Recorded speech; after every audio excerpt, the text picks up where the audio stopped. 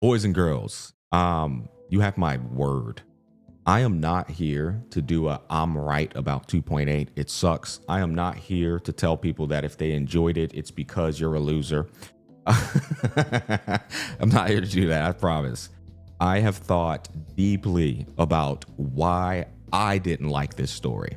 And I have thought deeply why others did not enjoy it. I have done a number of things to try and get down to the bottom of this, because one thing I always state is many people will tell you something sucks or something is good, but they actually are horrible at communicating precisely why they thought that was the case. And I found the answers. I have actually found why I hated 2.8 the first half, thought it was a 2 out of 10, and why I actually enjoyed the second half much more, but still was like, who cares, who gives a fuck? All I'd strive to do here is provide insight for both sides to maybe see why one side may like it and why one side didn't. Because through research, through constant patience and education, you can kind of figure these things out. Now, there's one big problem that I want to start with 2.8. It was exposition dumping.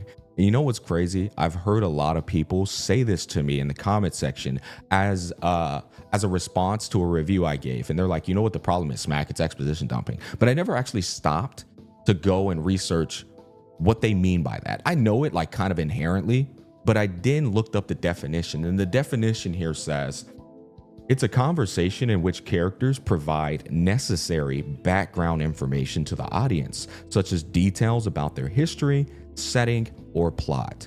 And that clicked on me immediately. I was like, oh my God. Yeah, that is a big problem in these gacha games, particularly Wuthering Waves and Genshin Impact. They are terrible at introducing you, by the way, very important elements of a story. This is the thing about the exposition. It's one of the most important things of the story. If you don't have it, you don't know what the fuck's going on and why it's going on. And so it's crucial to have it, but it's even more crucial to introduce it in a natural sense of conversation. And if you don't do this, then it just comes off as excessive information overload. And it's in a static sense where you can't even appreciate what's being said anymore because your mind is waning at all the information overload. Now, what is missing? What's the recipe in that formula piece that's missing to keep you locked in? It's the other fucking party giving responsive feedback to the exposition being conveyed through a banter sense. And I learned this by going back and watching Final Fantasy VII Remake, the scene where Cloud and Aerith are on the rooftops walking through Midgard and just filling each other out, having banter, but at the same time, you're learning about Midgard, about that area that they're in, soaking in the world and atmosphere behind them, but you're also learning the personality of Cloud, how he responds to certain things, the personality of Aerith, how they're filling each other out, and you're starting to see a bond be formed, and it's evolving through this transaction here. And then when any sentimental moments happen, you're able to appreciate them, cheesy or cringy or not, because you saw that bond being formed through that merry little adventure and experience of exposition formed through the dialogue of communications. What I learned in 2.8 is when you're watching Chisa talk with Rover, it's just Chisa explaining everything about the city, how she got there, why she's there, so on and so forth. Very important things, by the way. Very important things. And Rover is a half mute, and all of his lines are one-liners responding to her venting in a perfect fashion or responding to the exposition in a like objective sense. But there's no fucking connection really being established here. It's just, I'm gonna tell you everything. You're gonna listen, maybe respond sometimes, maybe answer my question with another question. But there's not actual dialogue in a natural sense. And this, once you understand this and you go through that quest again, you'll start to see, at least if you're being fair, why so many people were like, oh my fucking God, bro, I'm over this. I can't, my mind is exhausted because there's no real adventure and connection being formed through these two parties. It's just exposition, exposition, exposition. He says a one-liner that's perfect response to her venting, her lack of confidence and insecurities. He says another one-liner to how they can overcome things. And then you see these sentimental, intimate moments that don't feel earned at all. At least they didn't show it through the playthrough at all. You just see them, and people are like, cinema, not everybody, right? But a lot of people, cinema, great, amazing, and all this. And I came to realize, and I'm not trying to downplay your enjoyment. I genuinely thought about it. I say, you know what? What this tells me is that this is just a matter of, I would say, even say it's like a skill issue, right? I would say a lot of us can't consume that type of story the way some of y'all can. Some of y'all can handle a exposition dump with no natural occurrence of real genuine dialogue and still soak in the information that's being conveyed and appreciate it and lock yourself into it. I watched Marco Meatball do that shit and I was impressed. I was like, holy, how the fuck is he still enjoying it? That's impressive. But I wasn't interested in trying to downplay him. I just wanted to understand how he was enjoying it. And I think it's fascinating because I was like, so he's able to still receive the information, digest it, and be empathetic without all of these elements that I've come to learn and love from other stories that bring out that. They can bring it out. There's basically some people out there who can still enjoy that, even though it doesn't have those pivotal, engaging moments from both parties and such. There was other problems with this story, like transitions and shit, where I was like, what the hell? Why would we transition from this to that? That was odd. And that takes away my immersion, my sense of immersion, as I'm sure many others. But for other people, doesn't bother them a bit. You see what I'm saying? And so, like, I want to make sure we're clear here. I'm not attacking. I'm not trying to make sure you guys are wrong and I'm right. I'm trying to find a common ground here. I want to show off some of the things I just communicated to you so you could see precisely what it is I'm talking about. Okay, so I want to watch two different things. I've got timestamps of moments where I show off, where I was telling you there's no bond being formed here. It's just him objectively responding and shit. And then I want to show you off Cloud and Aerith going through these rooftops. And there's a massive difference and a bond being formed through the banter they're having as they're going through the city. By the way, you're exploring the city too and taking that in. Versus this, where you're in this coffee shop and they're just sitting there. One person sitting there yapping about exposition, important stuff, and the other person is hardly involved at all. So let's go ahead and look at this part right here. He just responded. She said, "Can I ask how you got here?" He objectively responds, "A rift opened up. A hand came out of it and dragged me in." That's an objective response. A hand from a rift? But why didn't that person escape themselves? Why pull you in instead? Take a quick break here before we respond, because I want to make sure we are understanding precisely my issue of what's getting ready to happen. First of all, ask yourself, in this sense right here, a hand from a rift, why didn't that person escape themselves? Why pull you instead? Let me tell you how I respond. I don't know. Beats me. I'm about as in the know as you are on that matter, but all I know is I'm here now. This place looks kind of cool. How about you show me around? Man, these are beautiful. That's like real dialogue happening between two human beings, right? Like, to be honest, it beats me. I know about as much as you do about this situation. This is what Rover says. What exactly is this place? He answers her question with another question. A hand from a rift, but why didn't that person escape themselves? Why pull you in instead? What exactly is this place? It's like, bro, what? And so it's just like, but like I said, some people don't even pay attention to that. They're just locked in on the conversation, not actually asking, why is that unnatural ass response even occurring right there? Like, where's the real response at? And I've come to learn, maybe I just can't do stories where they have this mute who has these objective responses and shit, because I can't find a real sense of connection that's occurring there and get invested. Why pull you in instead? What exactly is this place? Yeah, so like that threw me for a loop, but we'll continue on, right? So we transition from that once again. No like I feel like there wasn't even a need for a transition there, if I'm being completely honest. I think what could have happened is they could have just walked outside and panoramicked into showing off the map as she answers that question. But the transition just like almost encourages you to disengage from these two forming any kind of bond.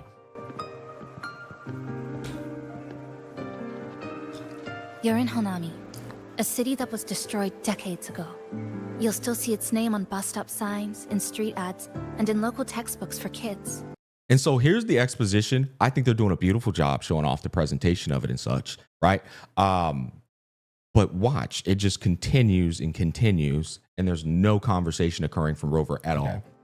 And this, I'm gonna be real, this is the majority of how everything is communicated in the quest. So she then proceeds to say, remember that tall tower, the one in the center of the city? That was Neon Tower, Hanami's tallest communication facility. I once saw a billboard for a radio show there. Voices in the morning, broadcast citywide from Neon Tower. And no response from Rover yet, but its last broadcast wasn't a morning greeting. It was the lament. Records showed that on that day of the disaster, it came pouring out of Neon Tower, wiping Honami off Solaris entirely and sealing it inside the Sonoro sphere. So again, she's explaining some very important stuff, guys. Like she's definitely doing her job here. But my question is, why can't this stuff be explained through the adventure of being inside of this city with this girl? Why are you giving me scenes of the city and presentations of the city when we're in the city already? Like, this makes sense when you're in a setting that isn't the locale you're currently in. So you want to show that off to give a bit of a view of it. But we're here right now. Why not adventure through it, have a conversation with the two to form dialogue and bonding and that connection, by the way, that then leads up to Chisa trauma dumping on you and venting because she now feels more close to doing so. Versus none of that happens. She just exposition dumps and then does the trauma dumping and shit anyway. It's just like, I can't get invested in this type of story when this is their means of doing it. But let's continue on because there's even more of where I want to show off of this stuff. By the way, as we're doing this, I want to show off the song that's being played in the back. But don't worry, you're safe here. This coffee house is a safe zone I created using my clipping forte. The location is ideal and the space stable, so I made it our base of operations. Your clipping forte? Everything has a structure, and I just can't, guys. And that song is depressing as fuck when you have this kind of dialogue. It's like she's explaining so much to him. So much to him. This coffee house is a safe zone I created using my clipping forte. The location is ideal, the space stable, so I made it our base of operations. This city, this is how it transpired. This is what happened. The only line, guys. Your clipping forte? I'm just like, bro. And so once again, there's people out there who can just lock in on this and stay immersed. Me? I'm like, bro, this is boring. This conversation is boring as fuck. Not the exposition that she's telling us about, but the conversation these two parties are having. I'm like, I can't. And this is majority of how you're going to be consuming it. And you have this big, beautiful city with these beautiful backdrops, flowers and trees and such, that you could be adventuring while these two have their banter and you fill out the personalities. And then you start to see that evolving connection occur. Instead, you're in this damn coffee shop the entire time. everything has a structure. A lot of the time, not the entire time. That's not true, but a lot of the time. These, I can see how it all fits together. Inside this Sonoro, time and space are brittle. With enough resonance energy, I can trace their threads and cut through them. That's what I did earlier. I cut through the gaps in space to bring you close to the base. When I was in the center of the city right before the lament hit. It's just always an objective response. Like, where is the connection, guys? Where, like, I'm genuinely asking this. Where is the bond? Where is the moments that led up to the trauma dumping? Like, legitimate, like, connection where a girl goes, okay, you know what? I want to now, like, get a deeper connection with this person and I want to share some stuff. Where is it? I'm gonna be honest with you, it doesn't exist outside of the one-liners and the perfect responses. You're not in this alone. You know what I mean? Like, these are moments that, here's the best way to put it. The moments that actually lead up to it are moments that aren't even earned, right? If he would say things like, you're not alone, we're in this together, you can trust me, after an adventure of bond being formed, of like talking shit to one another and filling each other out, it wouldn't be as cringe. It'd be earned and it'd be appreciated, at least by me and many other people who didn't like it. But there's never any of that. It's like basically strictly business, just locking in and going straight to those moments. I'm like, I can't do this. And so I want to make sure we're clear here. This is why I hated this shit. I'm not saying this is why you should hate it. I'm just explaining why I didn't like it. Another thing I want to point out, this song. For the past 2 months, I've lived through countless repeats. Hold on, I'm of gonna let her cook. Time and space keep getting sliced up and rearranged. What you see now, that chaos, is the result. I don't think she said a single thing that hasn't been relevant to the story we're in, by the way. I think everything she stated has been very important. It's just the way it's being conveyed. It's just like, okay, man.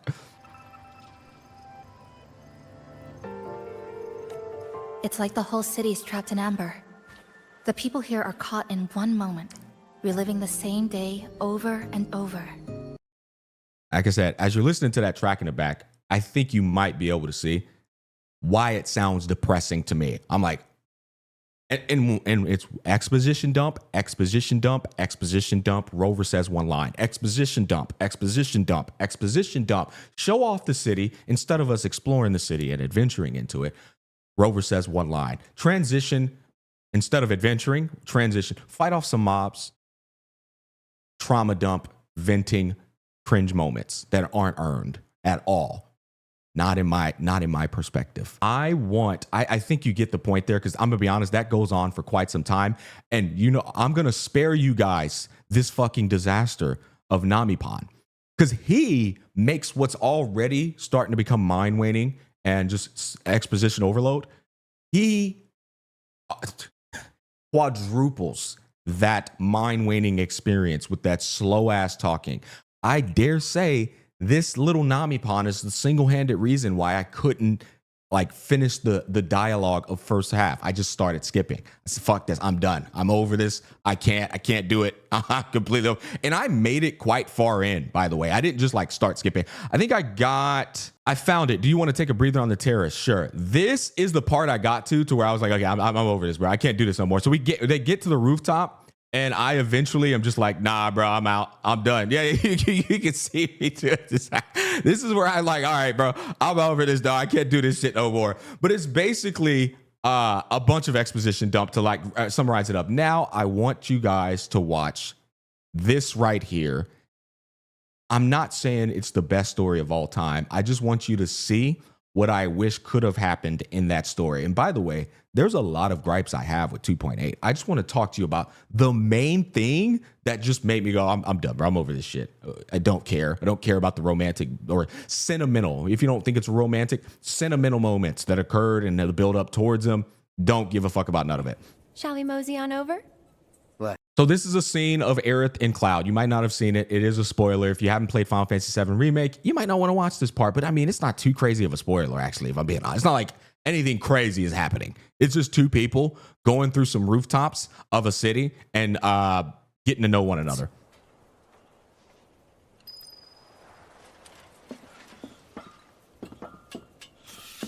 This is privated on my channel. I know there's going to be some people asking, Jay Smack, where's the playthrough? It's privated. So, what's next for you? A little bit of bodyguard work. Right. After that, it's back to the Sector 7 slums. You know how to get there? Yep. Of course you do.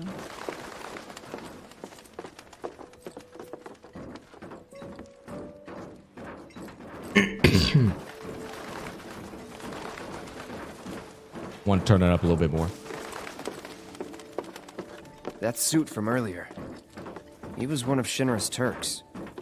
What's a Turk want with you? Dunno. Hey, don't Turks keep an eye out for potential soldiers and stuff? They do more than just scout for candidates. Turks get called in to handle all kinds of situations. with extreme prejudice. Professional bad guys. Gotta love them. Back to my question. So what's he to you? Looked like you knew each other.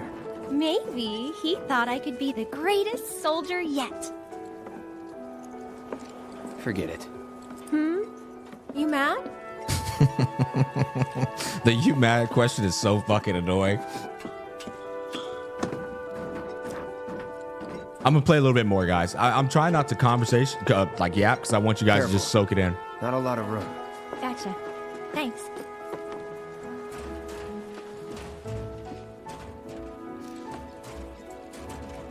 I just want you to see this is how you form a connection between two parties. You don't sit there and let one person talk somebody's fucking ear off the entire time and the other person never says anything at all, like except objective responses and stuff. Like, you want that sentimental music in the background to hit hard while you're doing this sentimental moment between two people, or trying to form that and make this whole thing like a rom-com experience or you know, a deep, intimate experience. This is how you do it, bro. This is how you do it. You want to explain personal, important expositions. You explain it through natural dialogue between the parties. And in doing so, that's not only like knocking that out, it's also showing you the bond that's being formed between the two and how they feel about each other, the reactions. They're filling each other out, right? The connection is occurring right now. And you're learning about the open world, the world building. So crazy to believe that. I don't want it. Shut up, bro. Don't talk. Shut up, bro. I actually haven't traveled by rooftop before. Be surprised if you had. It's honestly kind of exciting. Well, first time and all. So this dialogue is naturally explaining to you that Aerith is not like a badass. She's not like a tomboy. She's clearly a pretty girl, right? In gacha games, they'll just explain that to you without showing it naturally. This is a prime example of the show and tell you always want to see. The show, not tell, my bad. You'll learn by the dialogue of the characters. That's it.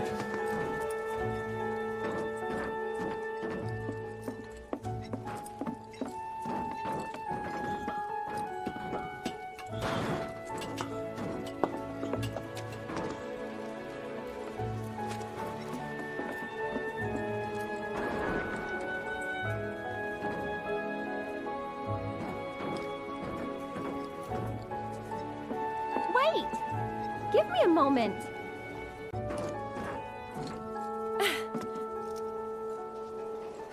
Don't just run off on your own. Those the words of a soldier candidate? So petty.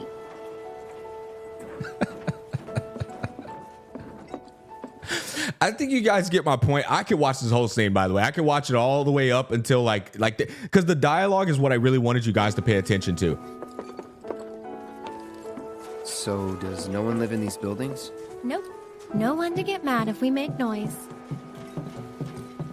So we just learned another thing. Nobody lives in those buildings. You know what I mean? But you're learning it through the adventure. Looks kinda rusty. I'll go first.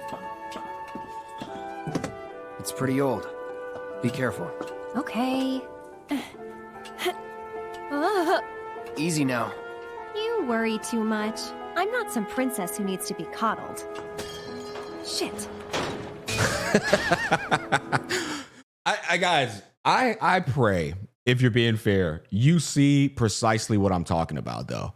You're learning her personality without her trauma dumping, without Cloud doing one-liners and shit. You're learning the connection between the two and how they're filling each other out, all through exploring the city and adventuring and banter, and literal banter. But this is how you inherently convey expositions, like naturally, without actually expositioning for tangents.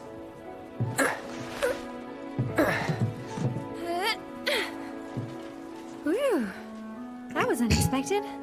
Thank you, Cloud. I would have loved to have seen Chisa's actual personality through conversing with Rover, responding to everything she says in real time, and not opening up so quick because she's kind of like still trying to figure out. She's been on a place by herself for 2 months.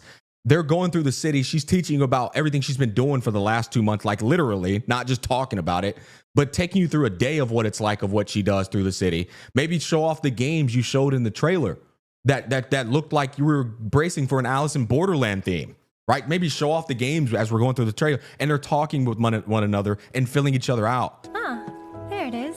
The wall. You know, I thought about leaving once, but in the end, I couldn't. Too dangerous? Too much. A whole world bursting with life. Maybe more than I can handle, I think sometimes. I rest my case. I think at this point, you guys can absolutely understand what I'm talking about. The difference in learning about two characters that are totally being presented in some intimate way, be it friendship, be it love interest, be it two strangers just trying to get to know one another. It is landing 30 times harder than this shit where Rover's just hitting one-liners and you're just sitting there like, okay, bro, where did this intimate moment come from where she's just like losing her shit and stuff? And you can, sure, people can make an argument like, well, she's been there for 2 months, man, and she finally has somebody to talk to and all this. I think you're valid in saying that, but it doesn't take away the fact that for me, it was done so fucking poorly in terms of the execution of it, in terms of the moments landing. Finally, there was another part where I swear to God, dog, I don't know if this is 1.0 music, but it most certainly came off as 1.0 music. And it was during another exposition dump too. 59:38. Here we go. I'm fine. This song.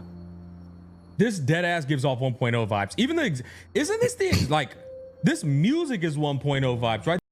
They didn't even give new music in this patch. Now this was just straight up wrong, right? But this is me in the first half taking in this goofy ass song, and then the other one I just told you, the other one that was just mind numbing, and even that was a new. I don't know. Actually, I don't know if that was a new song, but it was ass for me in terms of the setting and the emotions they were trying to convey. I didn't fuck with it at all. I remember this depressing ass song. This shit is 1.0 as fuck. And what's crazy is like a lot of the good music was in that second half. There was like a very good part in the first half of this though. Right before you get into like actually all the exposition, there was a beautiful fucking track right before this. I thought you'd be sent straight to this safe house, but my forte was unstable. You ended up at the bus stop, so I asked Namipon to find you. This Namipon is pretty dependable, huh?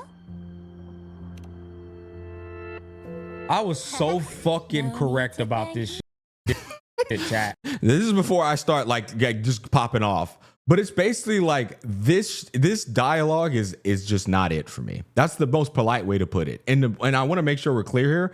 I actually was having a great time in this scene right here. Like going through this, seeing her come out with the cinematic stuff. Even like I'd say even right here, going through the city, talking to the people, I was invested. I was having a good time here. It wasn't until I then started doing my anime references like I normally do. It wasn't until we got to that coffee shop where things started falling apart for me. I was like, okay, bro, this is ain't it. Yeah, it was right here. Anyways, to summarize it up, I genuinely think there were even more like instances of discontent. Like I said, there were some transitions where I was just like, what the hell happened there? There was the false sovereign fight. They tried to change the name of the guy and present it as something else. Like, bro, that's just false sovereign. That shit threw me the fuck off. But the second half was more so just compounding on the things I just explained to you here, but it was way better because the music and pacing weren't as fucking egregious. It was a lot more better paced. Then the biggest like selling point was when the Black Shores members show up and you just have a merry little like for the first time slice of life shoot this shit experience. And that was the most enjoyable part of the entire patch. If I were to grade that part alone as its own like grading, I would say it's an 8 out of 10. But unfortunately, we take into consideration the rest of this stuff and how it's presented. And I'm just like, oh no, bro, that shit was egregious. There were some people on Twitter trying to say, how did you like Bunny Girl Senpai but didn't like this? It's kind of a similar thing. No, it's not, because the guy who falls in love with Mai only has eyes for Mai. That's it. That's the biggest difference. Rover, this is the 87th girl who has googly eyes for him after the quest is done for. He just, there's no other connections outside of Rover and the newest girl. Name another male character that has a female connection with a female character in this game. Oh, that's right. You fucking can't. It's a joke for me to take these intimate moments serious when it's just the next girl they're trying to sell you with Rover. And guess what? It'll be the next girl after this. And each time they do it, I'm going to take it less and less serious. Okay, Bunny Girl Senpai, Mai is his woman. He's in love with her. And guess what? It's infinitely better writing, infinitely better pacing, real stakes at hand and lives on the line. It's not even close. It's an insult, actually, to compare that. It's just like, it's a big insult. But to dial it back a bit, not pop off, Rover doesn't have a real personality. It's very rare when they actually give him a real personality, the way they did in the Frolova quest. It's very rare. Rover does the same thing he does with every other girl. And so it takes away from the seriousness of a real connection there between the latest waifu they're trying to. It very much is gathering wives. You did the same thing with Carlotta, the same thing with Cantarella, the same thing with Zani, which I didn't even expect that. I thought Zani would like be the woman that there wouldn't be that intimate moment. There was still a fucking intimate moment with Zani as well. It's every girl. It's every single girl. Karthithia. What about 1.0? Camellia, bro. Intimate ass moment with Camellia. It's always gonna be that next person, and the only connection you'll ever see with that woman is through Rover. And people like to gaslight this as it's the main protagonist. So you're telling me there's no other way to tell a story than to make the connection with the latest girl be through the main protag? You mean to tell me no other male characters in this game can have love interests? Chu Yin can't have a love interest story focusing on him and some other girl they're trying to sell you? I think we know the agenda of the game at that point. And this is why I always say it's for a self-insert, and people who would literally lose their mind if that next girl they were selling wasn't the love interest of their self-insert main protagonist Rover, but instead it was the love interest of Jian, of Brant, of Chu Yen, the three guys in the game, of Alto. That never happens. And that's why you take this less and less seriously, and the world seems much more smaller, because the only ever connection ever being formed is through a half-mute protagonist who drops one-liners and doesn't say anything, as the other half just exposition dumps your fucking ear off. I rest my case. That's all I have to say. Thanks for watching. If you enjoyed it, good for you, man. I don't blame people for enjoying it, and I tried to explain it as best I could in the beginning. If you didn't, maybe I provided some reasonings as to why you didn't.